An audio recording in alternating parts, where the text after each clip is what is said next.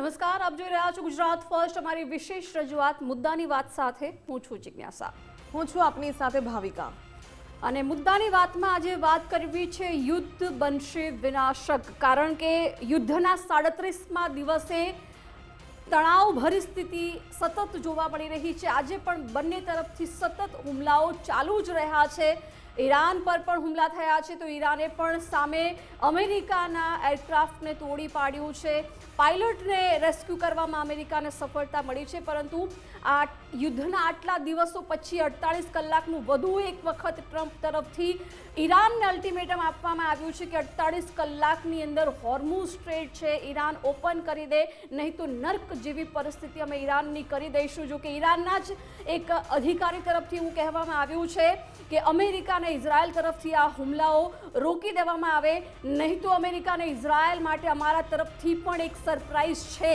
એટલે બંને તરફથી હુમલાઓ સતત થઈ રહ્યા છે, સ્ટેટમેન્ટો પણ આવી રહ્યા છે. કોઈ ઝૂકવા માટે તૈયાર નથી અને આ યુદ્ધની પરિસ્થિતિ છે વધારે સંઘર્ષભરી બની રહી છે. અને બધાની વચ્ચે સવાલો અનેક ઉઠી રહ્યા છે. 28 ફેબ્રુઆરીથી શરૂ થયેલું આ યુદ્ધ જે અમેરિકા અને ઇઝરાયલે શરૂ કર્યું હતું કે ઈરાનના પરમાણુ કાર્યક્રમોને નષ્ટ કરવા હતા, એને નષ્ટ કરવું હતું. જો કે ઈરાને જે પ્રકારે જબરજસ્ત જવાબ અત્યાર સુધી આપી રહ્યું છે, ત્યારે હવે ઈરાન ક્યાંક મજબૂતાઈથી લડી રહ્યું છે અને એને બેક સપોર્ટ મળી રહ્યો છે.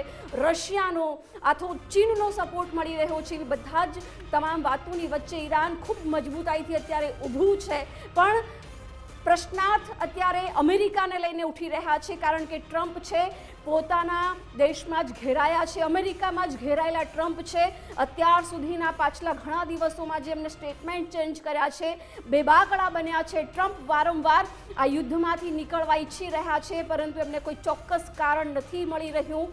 અને જો આમ જ એ પીછેહટ કરી લે તો પછી એ હસીને પાત્ર દુનિયા સમક્ષ બને. જે વૈશ્વિક મહાસત્તા કે અત્યાર સુધી દુનિયાને એવું હતું કે ખૂબ જ મજબૂત સૈન્ય શક્તિ અમેરિકા પાસે છે, એ જ અમેરિકાનું આજે યુદ્ધ જહાજ છે, એરક્રાફ્ટ છે, એને ઈરાને તોડી પાડ્યું છે અને એના મનસૂબાઓ નાકામ કર્યા છે. ઈરાન તરફથી એ પુરાવાઓ, એ વિડીયો ફૂટેજ પણ જાહેર કરવામાં આવ્યા છે કે કેવી રીતે અમેરિકાનું વિમાન છે ને હવામાં જ ધ્વસ્ત કરી દેવામાં આવ્યું છે. આ સંઘર્ષભરી પરિસ્થિતિની વચ્ચે હોર્મુઝ સ્ટ્રેટ બંધ થયું છે, ક્રૂડ ઓઇલના ભાવ છે આસમાને પહોંચ્યા છે. મિડલ ઇસ્ટના અનેક દેશો આ યુદ્ધની ચપેટમાં આવી ગયા છે. પરંતુ હવે શું આગળ, શું પરિસ્થિતિ નિર્માણ પામશે, આ યુદ્ધ ક્યારે રોકાશે, કોઈ જ અંદાજો અત્યાર સુધી નથી લગાવાઈ શક્યો. ઘણા બધા દેશોએ આ યુદ્ધ અટકે એ માટેના પ્રયાસો ચોક્કસથી કર્યા છે. સમજૂતીથી આનો અંત આવે એવા પ્રયાસો ચોક્કસથી થયા છે. પરંતુ એ દિશામાં અત્યારે કંઈ જ અંદાજો લગાવવો મુશ્કેલ બન્યો છે કે આ યુદ્ધ આખરે ક્યારે રોકાશે. બિલકુલ, પરંતુ સૌથી મોટો સવાલ એ થઈ રહ્યો છે કે ડોનાલ્ડ ટ્રમ્પે ઇઝરાયલ સાથે મળીને જે એપિક ફ્યુરી ઓપરેશન ચલાવ્યું, સૌથી પહેલા સવાલ હતો કે ન્યુક્લિયર એક્ટિવિટી કરતા ઈરાનને રોકવું. ત્યારબાદ તેમનો ઉદ્દેશ્ય હતો રિઝિમ ચેન્જ કરવું.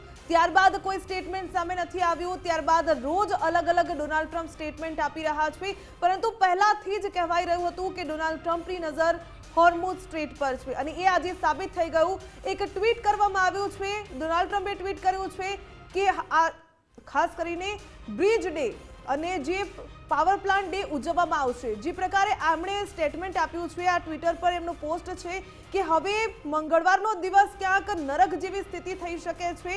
ઈરાને સંભળી જવું પડશે.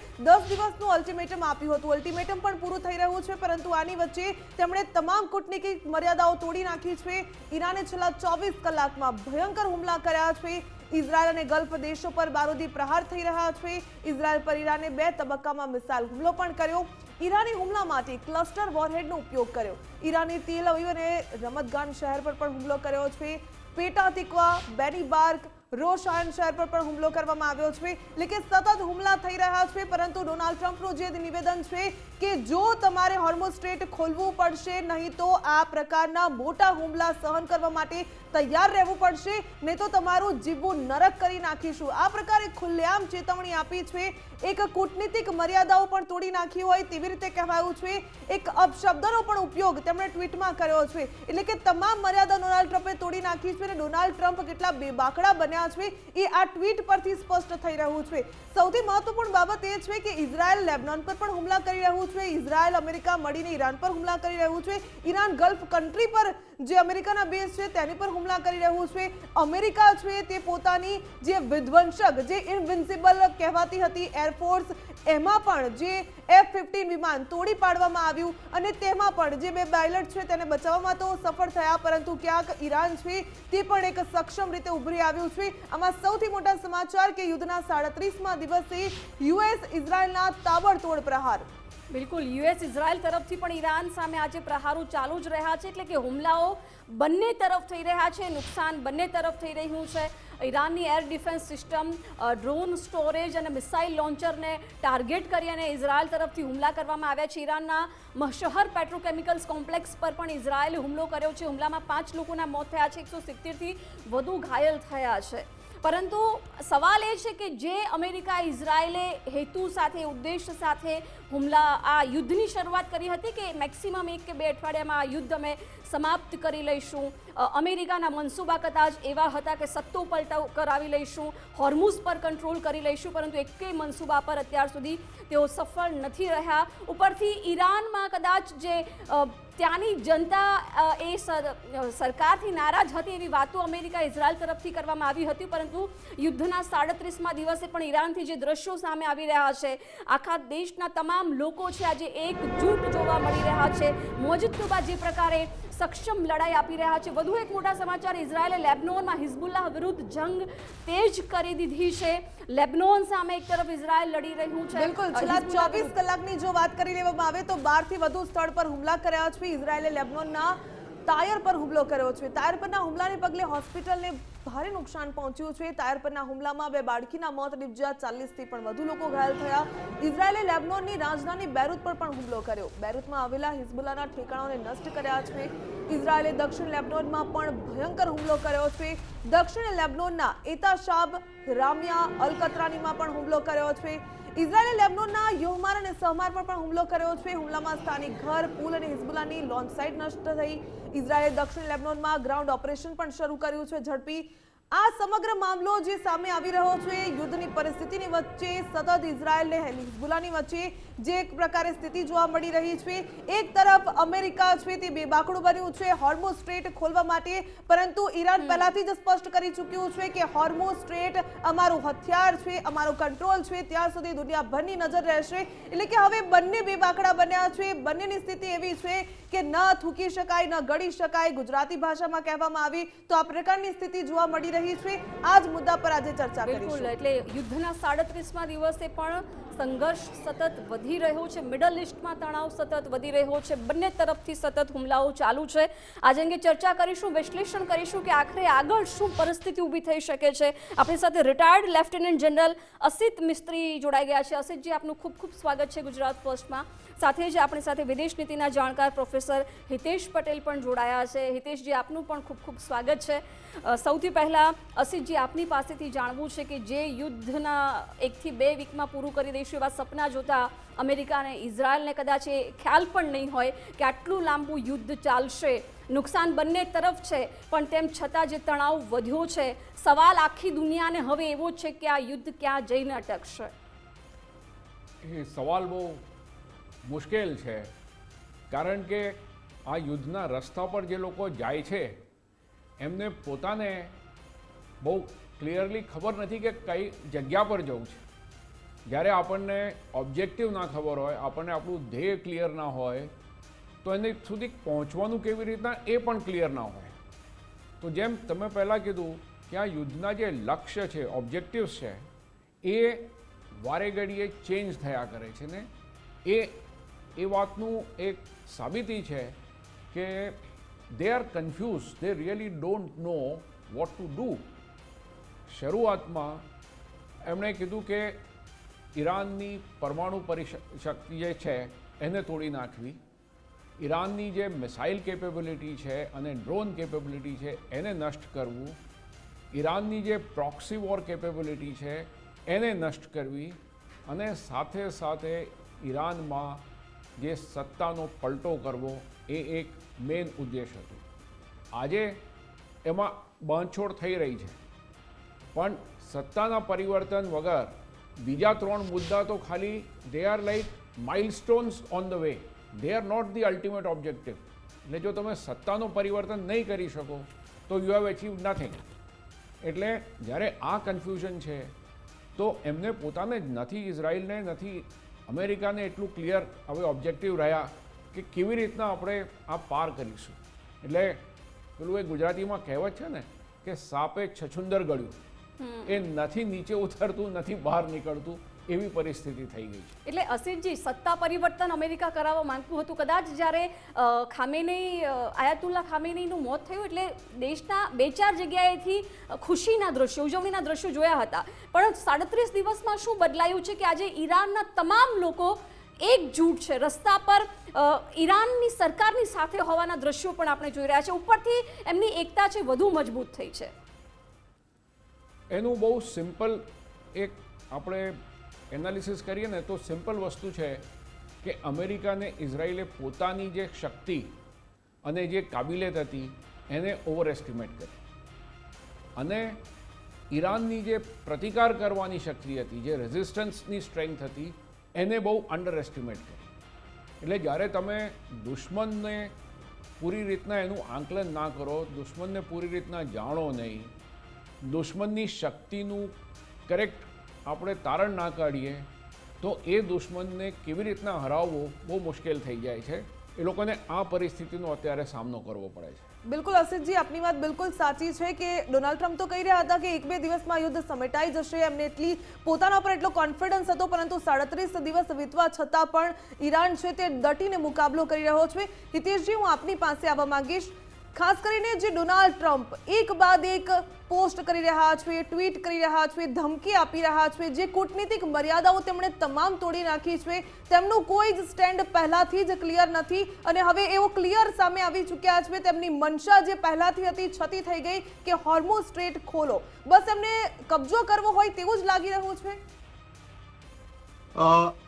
એક વાત તો દુનિયામાં સ્પષ્ટ થઈ ગઈ છે કે ડોનાલ્ડ ટ્રમ્પ સફળ બિઝનેસમેન હોઈ શકે છે, પણ એક સફળ જે વૈશ્વિક નેતા તરીકે કે અમેરિકા જેવી મહાસત્તાના પ્રમુખ તરીકે, પ્રેસિડેન્ટ તરીકે જે એક એમનામાં કોન્ફિડન્સ હોવો જોઈએ અને જે દૂરની જોવાની જે વિઝનરી લીડરશિપની જે ક્ષમતા હોવી જોઈએ, એનો ડોનાલ્ડ ટ્રમ્પમાં અભાવ દેખાય છે.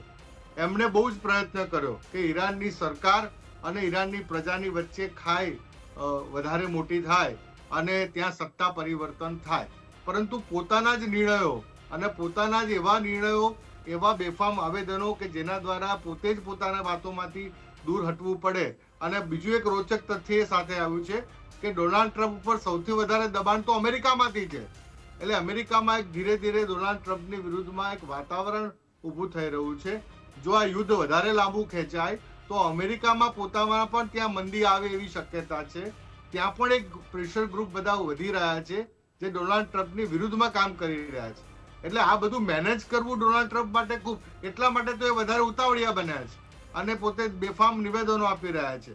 પરંતુ એક વૈશ્વિક નેતાને ચાજે એ રીતે દુનિયાના દેશોને વિશ્વાસમાં લઈને, એક મત, એક સૂત્રતામાં જાળવીને ખરેખર એને લીડરશિપમાં આગળ લઈને આ પ્રશ્નનું સોલ્યુશન લાવવાનું હોય, તેમાં મને લાગે છે ડોનાલ્ડ ટ્રમ્પ વામણા પુરવાર થયા. બિલકુલ હિતેશજી, જે પ્રકારે આપે કહ્યું કે જો કોઈ રોકી શકે તો એ ડોનાલ્ડ ટ્રમ્પને અમેરિકા છે, કારણ કે નો કિંગ્સ જેવા સમર્થનના પોસ્ટર્સ પણ જોવા મળ્યા હતા કે હવે આ પ્રકારની તાનાશાહી નહીં ચાલે. જો કેન્ટની વાત કરીએ, જો કેન્ટે રાજીનામું આપી દીધું અને એક પ્રકારનું સ્ટેટમેન્ટ પણ આપ્યું હતું કે ડિરેક્ટલી કે ઇનડાયરેક્ટલી ઈરાન તરફથી કોઈ ખતરો ન હતો, છતાં પણ આ યુદ્ધ છે તે ઉતાવળમાં સ્ટાર્ટ કરી દેવામાં આવ્યું. હિતેશજી, આપને લાગી રહ્યું છે કે જગત જમાદાર એ ખરેખર પોતાની એક છબી બતાવવા માટે આ પ્રકારે અચાનક છે તે દેશ પર હુમલો કરી દેવામાં આવ્યો અને ઇઝરાયલ ખાલી પપેટ બનીને ડોનાલ્ડ ટ્રમ્પની વાતમાં હાય હા કરી રહ્યું છે? એક કુદરતનો નિયમ છે કે સૂરજ જ્યારે ઉગે છે એમ સૂરજનો અસ્ત પણ થાય છે. અમેરિકા એક વૈશ્વિક મહાસત્તા છે, એમાં કોઈ આપણે એની શંકાને સ્થાન નથી. પણ જો ડોનાલ્ડ ટ્રમ્પ જેવા નેતા હોય તો મને એવું લાગે છે કે ધીરે ધીરે જેમ યુએસએસઆરમાં થયું, રશિયાની હાલત થઈ, જો અમેરિકામાં આ જ પ્રકારના નેતૃત્વના નિર્ણયો લેવામાં આવશે તો ક્યાં સુધી વૈશ્વિક મહાસત્તાનું પદ એ જાળવી શકશે, એની સામે પણ પ્રશ્નો ઊભા થયા છે. કેમ કે આ બાજુ ચાઇના અને રશિયાએ પણ ખૂબ અને ભારતે પણ ખૂબ સ્ટ્રેટેજિકલ આમાંથી પોતાનો રસ્તો કાઢીને એક સ્ટ્રેટેજી અપનાવી છે, પણ અમેરિકા પાસે જ કોઈ સ્ટ્રેટેજી નથી. અને મને તો એવું લાગે છે કે ઇઝરાયલ પણ અમેરિકાને સપોર્ટ કરીને હવે એની હાલત પણ પોતાની બહુ સારી જણાતી નથી. એટલે આમાંથી ડોનાલ્ડ ટ્રમ્પ ઉપર જેમ દિવસો વધશે એમ મને લાગે છે કે પ્રેશર વધવાનું છે અને મને લાગે છે કે વધારે પ્રકારના એ બીજા પણ એવા પ્રશ્નોના એવા ગૂંચવાઈ જશે, એવા નિર્ણયો કરશે કે જેના કારણે અમેરિકાએ નહીં પરંતુ સમગ્ર વિશ્વએ આમાંથી કંઈક ગુમાવવાનું આવી શકે તેમ છે.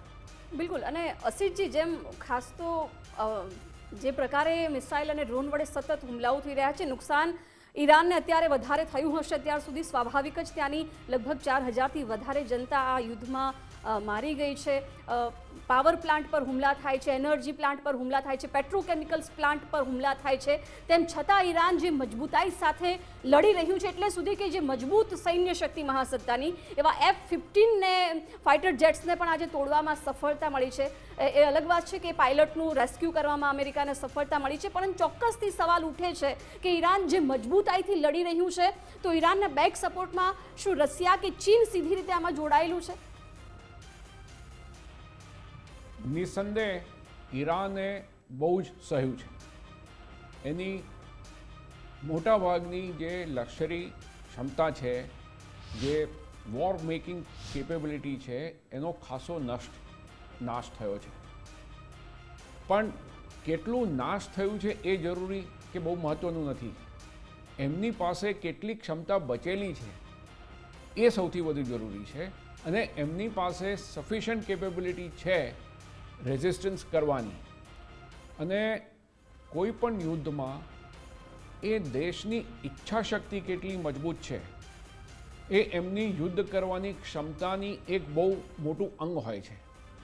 આપણે વિયેતનામનું યુદ્ધ જુઓ. વિયેતનામ એક બહુ નાનકડો દેશ છે.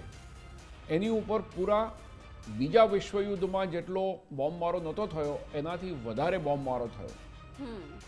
એમાં લાખો લોકો મરી ગયા. અમેરિકાએ એમ પણ કીધું કે અમે કોઈ પણ મિલિટરી એન્ગેજમેન્ટ એટલે જે મુકાબલો છે એ હાર્યા નથી, પણ તદુપરાંત એ યુદ્ધ તો હાર્યા. તો ઈરાનમાં પણ એવી જ પરિસ્થિતિ ઉભરી રહી છે. એટલે ઈચ્છા શક્તિ એમની મજબૂત છે. બહુ જ મરેંગે મજબૂત છે. તબ તક લડેંગે એસા કંઈ ખોવાનું હવે રહ્યું નથી. પણ એ જ સવાલ છે કે આટલા સક્ષમ અને મજબૂત ઈરાદાઓ, સપોર્ટ છે કોઈનો, કે ઈરાન પોતે જ એકલા હાથે આટલું સક્ષમ જોવા મળી રહ્યું છે? યુદ્ધના સમયમાં ડાયરેક્ટલી સપોર્ટ કરવું એ થોડું મુશ્કેલ હોય છે. પણ એવા ઇન્ડિકેશન્સ ડેફિનેટલી છે કે બેઉ ચાઇના અને રશિયાના તરફથી પહેલી વાત તો કૂટનીતિક સપોર્ટ તો છે જ, રાજકીય સપોર્ટ છે.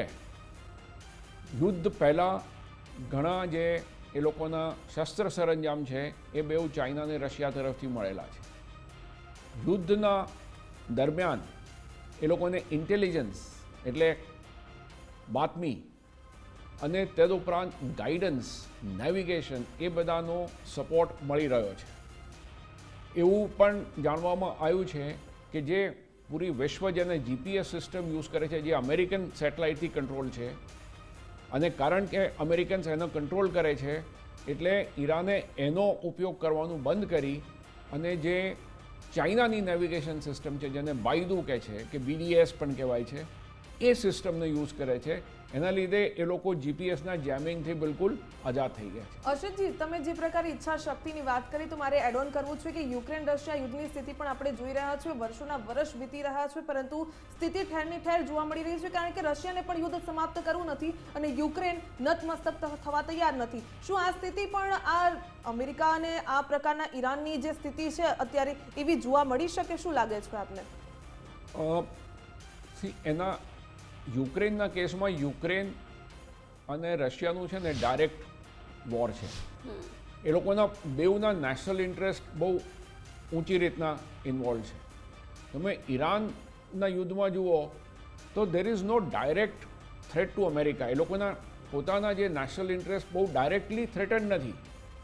એટલે એવું નથી લાગતું કે બહુ લાંબા સમય સુધી રાષ્ટ્રપતિ ટ્રમ્પ આ યુદ્ધ ચલાવી શકશે, કારણ કે જેટલું લાંબુ ચાલશે એટલું એમની જે એપ્રુવલ રેટિંગ છે એ ઉતરતી જશે.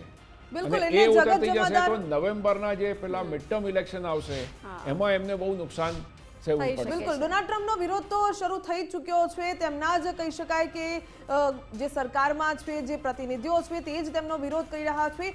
હિતેશજી, આપની પાસે આવું છે. જ્યારે ડોનાલ્ડ ટ્રમ્પ જે સુફિયાણી વાતો કરતા હોય, પીસ મેકર બનવું હતું, પરંતુ યુદ્ધ તેમણે જ શરૂ કર્યું છે, તે સ્પષ્ટપણે આવ્યું છે. તેમની મનસા પણ ક્લિયર થઈ રહી છે. પરંતુ આ ડોનાલ્ડ ટ્રમ્પને રોકશે કોણ, એ સૌથી મોટો સવાલ થઈ રહ્યો છે. કારણ કે ઈરાન તો પોતાની ખુમારી માટે લડી રહ્યું છે. પોતાના દેશ પર કોઈ આક્રમણ કરે કે પછી કોઈ હુમલો કરે તો સામે જવાબ આપવાનું જ છે. એ પોતાના સાર્વભૌમત્વ માટે લડી રહ્યું છે. આ યુદ્ધ જો કોઈ સમાપ્ત કરી શકે તો ડોનાલ્ડ ટ્રમ્પ છે. તેમણે કોઈ કૂટનીતિક વાત કરવાની મર્યાદાઓ તોડી નાખી છે. આપને શું લાગી રહ્યું છે? કોઈ પણ યુદ્ધ ચોક્કસ ટેકનોલોજીનું એક મહત્વ હોય છે, પણ એ યુદ્ધમાં જે એની લીડરશિપ છે, એનો વિલ પાવર અને એનું વિઝન અને એ પ્રજાની ખુમારી, આપણે યુક્રેનનો દાખલો આપણે જોયો છે, તે જ રીતે હવે બીજો દાખલો ઈરાન અને અમેરિકાનો પણ આપણે આપી શકીશું. આપે જે પ્રશ્ન કર્યો કે ડોનાલ્ડ ટ્રમ્પને રોકશે કોણ, તો ડોનાલ્ડ ટ્રમ્પને પોતાની જ મૂર્ખામી અને પોતાની વ્યૂહરચનાના અભાવવાળી વિદેશ નીતિ અને જે મુત્સદ્દીગીરી છે, ડિપ્લોમેસી છે, એ બધાને સાથે લઈને કન્વિન્સ કરીને પોતાની ફોરેન પોલિસી સમજાવવામાં છે. એમાં ડોનાલ્ડ ટ્રમ્પ ઉણા ઉતર્યા છે. હવે અમેરિકામાં જે પ્રેશર ડેવલપ થઈ રહ્યું છે, જે પ્રકારનું દબાણ ત્યાંથી આવી રહ્યું છે, એના કારણે મને એવું લાગે છે કે ડોનાલ્ડ ટ્રમ્પ વધારે ભૂલો કરશે અને જેમ વધારે ભૂલો કરશે એમ એને પોતે પોતાની નિષ્ફળ વિદેશ નીતિ જ ડોનાલ્ડ ટ્રમ્પને અટકાવશે એવું મને લાગી રહ્યું છે. મંગળવારે કંઈક મોટું થશે. તેમણે કહ્યું છે કે પાવર પ્લાન્ટ પર હુમલા કરીશું, બ્રિજ ડે એમણે ઉલ્લેખ કર્યો છે, તેની પર હુમલા કરીશું. શું લાગી રહ્યું છે કે મંગળવારે આ પ્રકારે જે ધમકીઓ તેમણે આપી છે એ તે સાબિત કરી બતાવશે? ડોનાલ્ડ ટ્રમ્પનો જ્યારે આપણે એના વ્યક્તિત્વનો અભ્યાસ કરીએ છીએ ત્યારે સ્ટેટમેન્ટ પહેલા આપી દે છે. સ્ટેટમેન્ટ આપવામાં એ સહેજ પણ કંજૂસે રાખતા નથી, વિવેક પણ રાખતા નથી. પણ જ્યારે ગ્રાસરૂટ લેવલની રિયાલિટી છે એ કંઈક અલગ હોય છે. એટલે ઘણી બધી વાર આપણે જોયું છે કે એક સ્ટેટમેન્ટ આપે અને 2 કે 3 દિવસ પછી એ સ્ટેટમેન્ટની વિરુદ્ધનું બીજું સ્ટેટમેન્ટ આપે અને પોતાની વાતથી ફરી જાય. એટલે આ પ્રકારનું એમનું એક વ્યક્તિત્વ છે. એટલે એમણે ધમકી ચોક્કસ આપી છે. એ ધમકી એટલા માટે આપી છે કે ઈરાન ઉપર દબાણ આવે. પણ જે વિદેશ નીતિના નિષ્ણાતો તો જોઈ રહ્યા છે કે સૌથી વધારે દબાણ તો ડોનાલ્ડ ટ્રમ્પ ઉપર છે અને આ દબાણ સતત દિન પ્રતિદિન વધવાનું છે. હવે જ્યારે સૈન્યના જે નિષ્ણાત જનરલો હોય અને એનો અભિપ્રાય લઈને ડોનાલ્ડ ટ્રમ્પ જોશે કે જો આ પ્રકારનું પગલું ભરવાથી તો એવું ના બને કે આખી દુનિયા પછી અમેરિકાના વિરુદ્ધમાં જતી રહે. એટલે એ બધા વ્યૂહરચના જોઈને પછી એને આગળ વધવું પડશે. પણ મને લાગે છે કે ડોનાલ્ડ ટ્રમ્પની નિષ્ફળ વિદેશ નીતિ જ એનો અંત કરશે. બિલકુલ, અત્યારે ડોનાલ્ડ ટ્રમ્પ પાસે કોઈ વિઝન ન હોય તે તો સ્પષ્ટપણે લાગી રહ્યું છે. બે બાકડા ખાલી એટલા માટે બન્યા છે, હોર્મુઝ સ્ટ્રેટને આઝાદ કરાવવું છે તેમના મતે, તેમણે ખોલાવવું છે. અસિતજી અને હિતેશજી અમારી સાથે જોડાયા તે બદલ આપનો ખૂબ ખૂબ ધન્યવાદ. બિલકુલ, તો જે પ્રકારે યુદ્ધના 37મા દિવસે બંને તરફથી ધમકીઓનો દોર ચાલુ રહ્યો છે અને હુમલાઓ પણ ચાલુ રહ્યા છે, પરંતુ આખરે આ યુદ્ધનો અંત ક્યારે એ સમગ્ર દુનિયામાં ચર્ચાયેલો વિષય અને ચર્ચાયેલો પ્રશ્ન અત્યારે રહ્યો છે. પરંતુ આગળ આ યુદ્ધ શું વળાંક લે છે, આખરે કોણ આ યુદ્ધમાંથી પીછેહટ કરે છે કે પછી આ યુદ્ધ વધુ ભયંકર પરિસ્થિતિમાં આગળ વધશે, એ પણ જોવાનું રહેશે. મારી વિશેષ રજૂઆત મુદ્દાની વાતમાં અત્યારે બસ આટલું જ. રજા આપશો. નમસ્કાર.